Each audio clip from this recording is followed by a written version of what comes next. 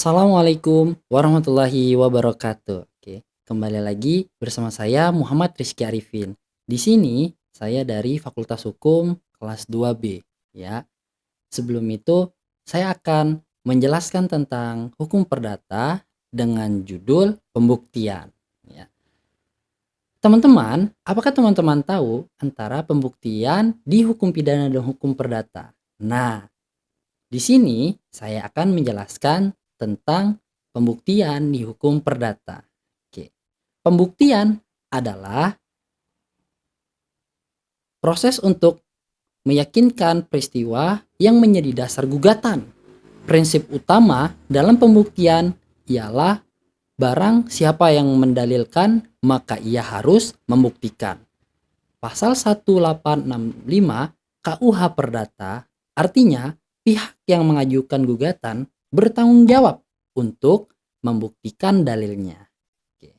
Teman-teman, di sini apa sih yang teman-teman tahu tentang macam-macam alat pembuktian? Nah, di video ini akan saya jelaskan itu macam-macam alat pembuktian. Oke. Alat pembuktian yang pertama ialah alat bukti surat.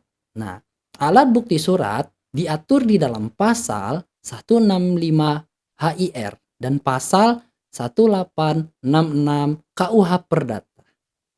Surat dibagi menjadi dua. Yang pertama, akta otentik.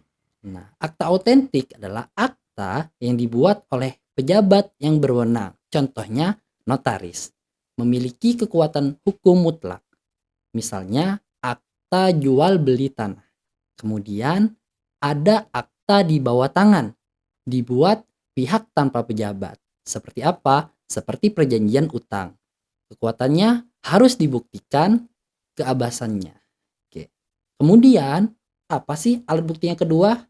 Alat bukti yang kedua adalah alat bukti sanksi.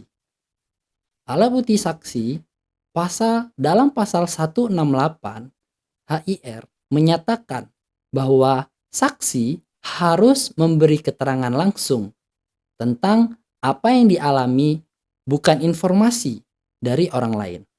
Namun, di pasal 171 HIR membatasi penggunaan saksi untuk perjanjian bernilai di atas Rp500. Contohnya, dalam sengketa hutang besar atau bukti tertulis lebih utama. Alat bukti prasangka.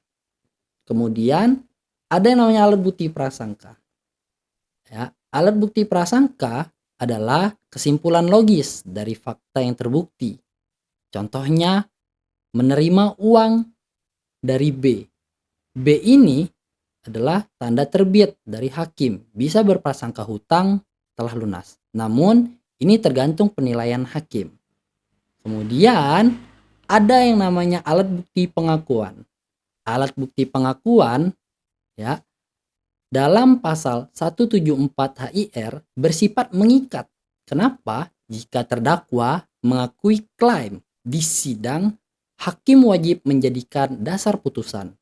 Pengakuan di luar pengadilan hanya dianggap informasi, bukan bukti mutlak. Kemudian, alat bukti yang terakhir adalah alat bukti sumpah.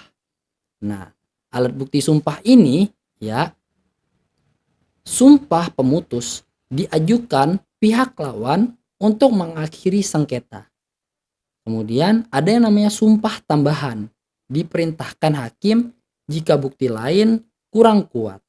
Nah, sumpah juga bisa berataskan beragamanya masing-masing. Yang mana sumpah ini dibuat karena untuk memberikan keterangan sejujur-jujurnya. Karena apa?